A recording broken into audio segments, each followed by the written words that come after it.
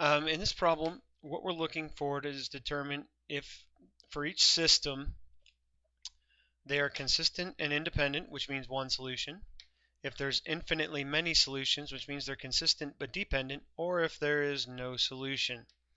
We need to identify any unique solutions, and if there's infinitely many, we need to rewrite the dependent variables in terms of any independent variables, and I'll show you how to do that because we'll have at least one that'll come up like that. I'm going to do each of these as in a matrix in the calculator. I'll talk about how to put it in on the first one, but after that I'm just going to go through for time's sake and get the solutions. So you go second matrix. If it's a TI-84, it might have a little bit different command. You're going to edit your matrix, and you're going to put in the coefficients on each line. So 2, 5, 3, excuse me, 1, because it's just a 1 in front of that x, 1, 5, 3 in the first row, 1/2, 5 halves, and 1 in the second row. The calculator will automatically put them in as decimals, not a big deal. And then when you're ready, you quit out of there. You go back to your matrix, and we're going to do math on it.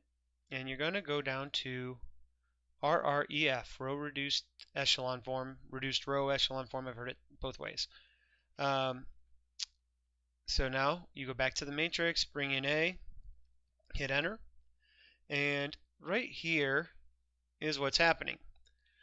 So this is saying, this is our X column, this is our Y column, this is our answer column. What we want to see are ones across here because this would be telling us what each one is equal to. If you get this, if you have a row that has zeros but then a number over here, this is like saying 0 equals 1.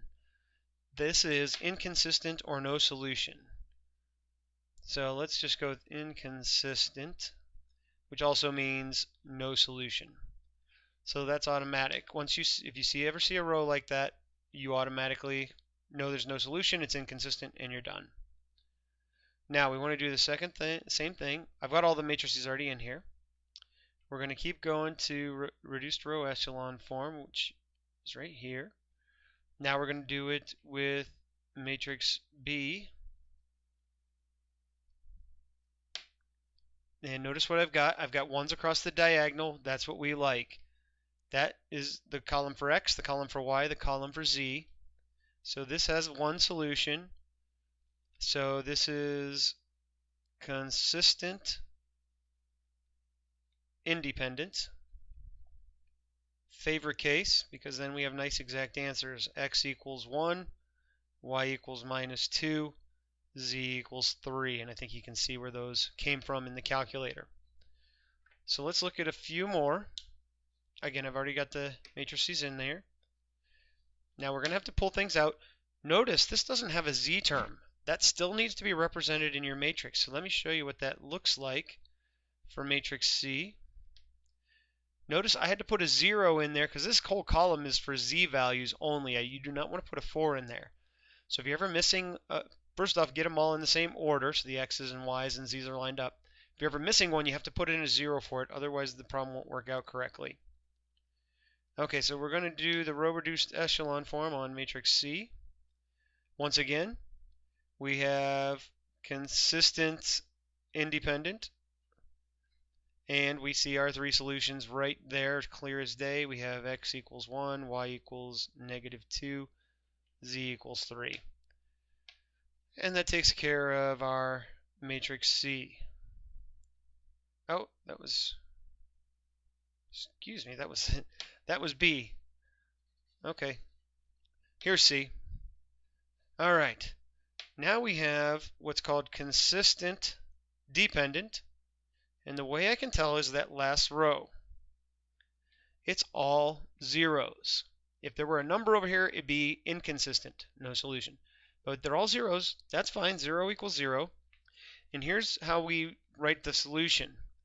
We're going to transform each line of our matrix back into equations. So if we concentrate on this first row, let's clean this up a little bit. If we concentrate on this first row, we see that X plus 4Z equals -16, and Y plus 2z equals negative 10. So we want to write x and y in terms of z. Z becomes our independent variable, and x and y depend on z. So x equals negative 16 minus 4z. All I did was subtract 4z off of both sides. And for this one, we solve for y. Y equals negative 10 minus 2z. And it's always going to be one fairly simple step like that because you're always going to have ones on the coefficients of your dependent variables. A lot of times you'll see people do this z equals z, or sometimes they'll use a third variable, z equals t, and then they'll put t's in here.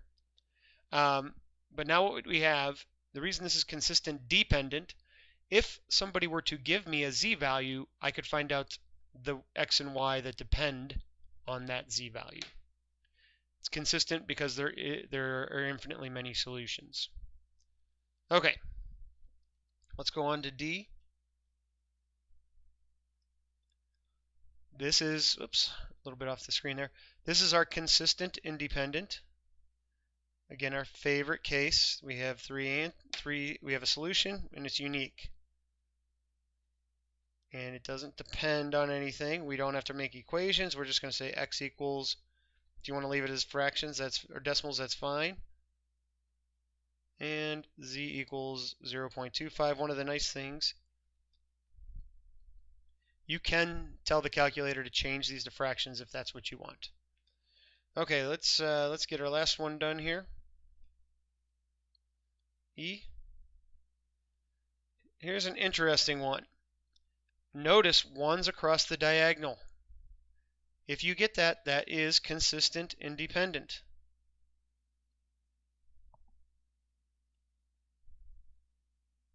So we know that there's a unique solution. All of them are just equal to 0. X equals 0, y equals 0, z equals 0. Because this was in matrix form, it's hard to see, but if you think about what these equations were, x minus y plus 2z equals 0, 2x plus y minus z equals 0, x plus 2y minus 3z equals 0. Setting all our variables to 0 would solve those equations.